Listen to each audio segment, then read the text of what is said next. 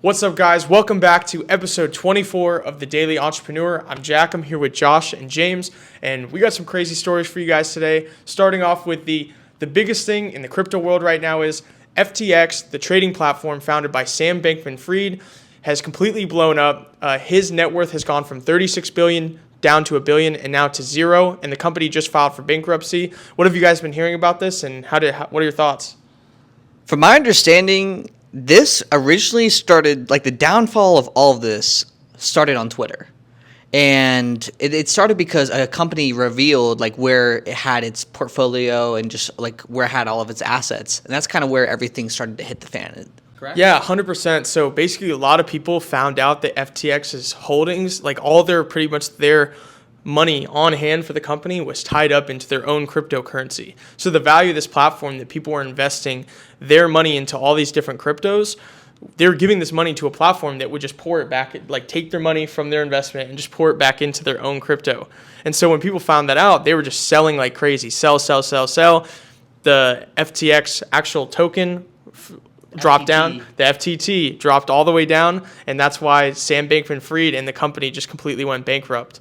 Yeah, and I mean, it really goes back to, there's been a lot of controversy about crypto. We've seen Bitcoin and Ethereum that have been taking sharp dives recently, and it's been raising a lot of red flags for people. But it goes back to like transparency. You really have to vet and know the companies that you're investing in. They have an established leadership team and all of that goes along with it. And it's like clearly here that just like wasn't the case.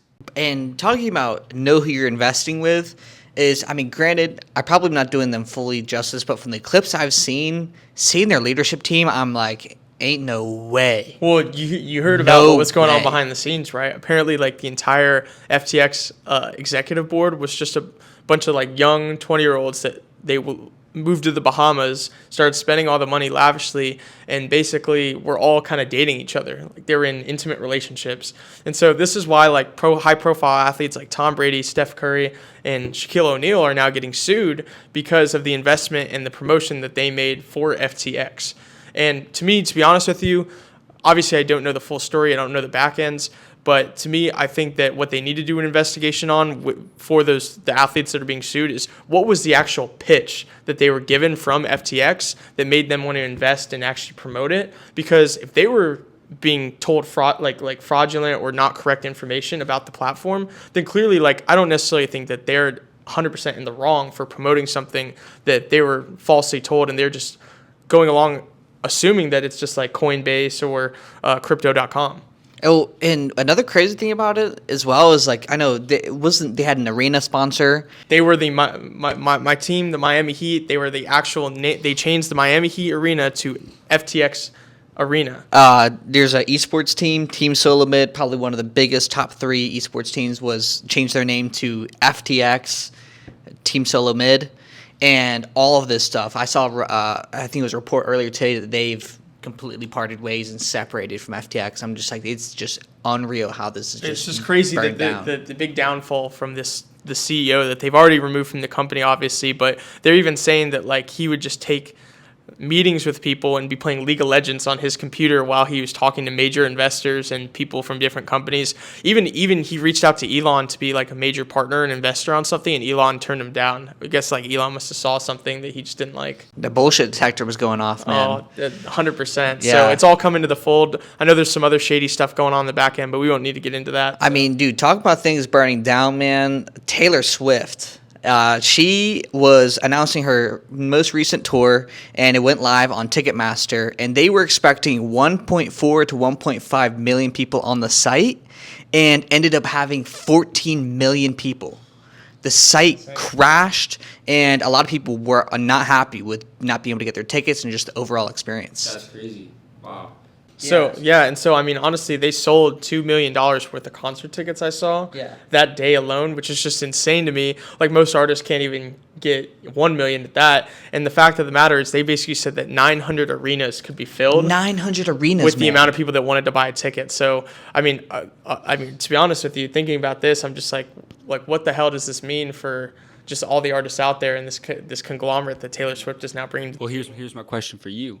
Did you get your ticket? I did not get my ticket, unfortunately. But at this point, I'm starting to wonder, and maybe I'm missing out on the hype. Like maybe I'm getting some FOMO here. Yeah, Like when she dropped her album, she had all top 10 slots of the Billboard Top 100. She had all the top 10. Only artists to ever do that. And then Drake and 21 Savage dropped their album, and she still beat them out the next week for the #1 spot. We were at a conference recently, and someone was talking about how Taylor Swift was like the biggest master marketer in the entire entertainment industry. And I mean, it just goes to show. I mean, she has been so relevant for since the early 2000s. I mean, it's crazy the longevity that she's kept. 2008, 2009, I think. Yeah. dude, insane, man. But so I want to talk about the technology though behind Ticketmaster. What is going on here? You can't you're just missing the bag. Well, what's crazy to me about this as well is I think it was 2010, Ticketmaster and Live Nation merged together, and these are the biggest platforms as well. And I know there was a lot of uproar of why wasn't it all on different platforms? Why wasn't there more options? And what they said was, we are the best platform and really the most efficient option for artists of this size to sell their tickets. And it just goes to show that they were not prepared at all for this. 1.5 million for what they were expecting. And I mean, do you think it's a little bit of negligence on their part? Because you were telling me that she owned the week of her album release, she owned the top 10, right? Well, yeah, Completely. that's what I was saying. Yeah. Is the top 10 slots were hers. So clearly that she sold 1.5 million first week, or something like that. I don't have the exact number, but 1.4 million first week, which people are because they changed all the streaming rules, aren't even hitting 500,000. Drake and 21 Savage. Drake has sold 1 million first week before, but this last album he didn't even hit 500,000. She sold 3 times him. That's crazy. Which That's is just insane. It's nasty. But I mean honestly, a lot of problems with these big tech companies that we're seeing nowadays. So yeah, and that kind of brings us into our next topic, which is that Amazon is joining a massive list of tech companies in launching these large-scale layoffs, and they're going to be firing about 10 or 11,000 people over the next month, and that's joining Twitter, who's fired over 3,000 people. Meta, who's fired 11,000 people, and then Disney just announced as well that they're getting ready to do massive layoffs. So, what are your guys' kind of thoughts on these trends that's happening of these major tech giants launching these massive, large-scale layoffs? I think it's interesting. I'm not honestly too surprised just where we're at right now in terms of, it's very clear we're going into a recession. But I also think from the employees side, I think a lot of people, I hate to say it, I hate to be that guy, are probably getting overpaid to do a lot of nothing. It's just the whole culture aspect of tech companies of just we got the beanbag chairs and we got the nap pods and we got the free lunch. I talked to a lot of my friends in tech, and I hate to say it, but it's I spend a solid 4 hours coding and doing whatever I have to do. The other half is just I'm playing League of Legends. I'm bullshitting. Some bullshit meeting that they got brought into. They're doing nothing. So that's why man. it's you see Elon takes over for Twitter.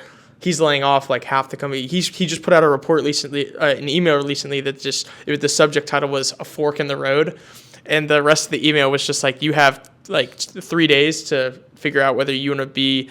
He was basically saying that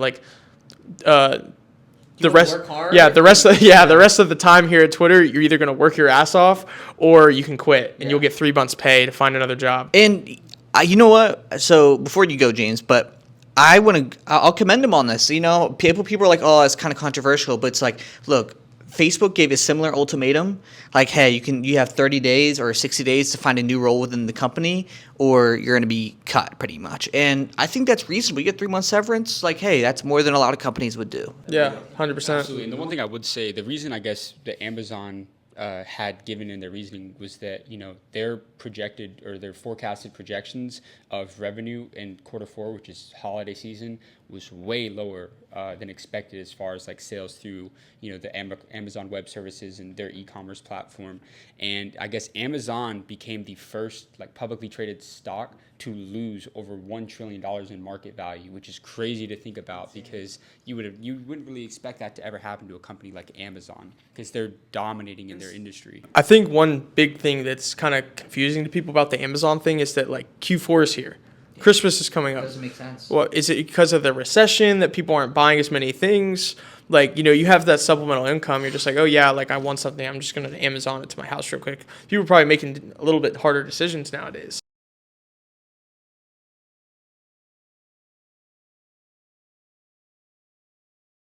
No way.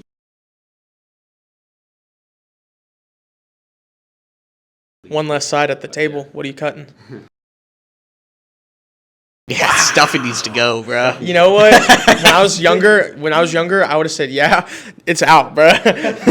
Kick that to the curb, bro. But yeah, I mean, to get us back on track, though, just like I think the Twitter layoffs are pretty obvious. Elon's revamping the whole thing. Right. Amazon Q4, it's probably because of the recession's coming. The Meta thing is just wild. 11,000 people out on Meta. Yeah. I mean, I think it makes they're sense. Probably just you know what they're probably cutting? All that VR.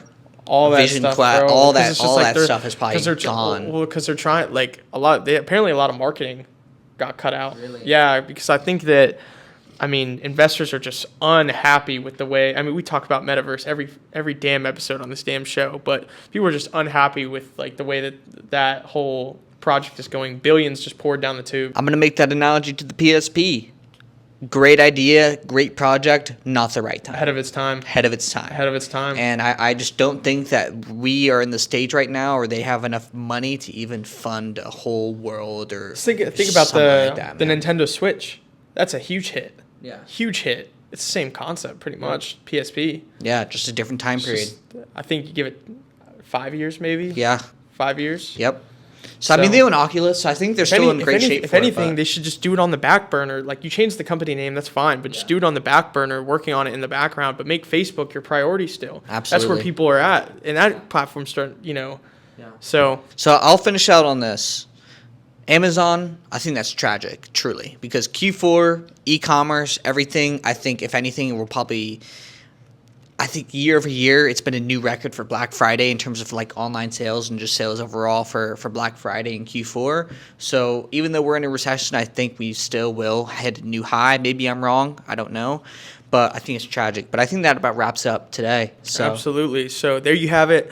Episode 24, The Daily Entrepreneur. We are the School of Hard Knocks. If you enjoyed this video, please like and make sure to subscribe for more episodes. So, Josh, quote of the day. If you can't walk, crawl. If you can't crawl, you're probably done for. That's about it. You guys have a great day.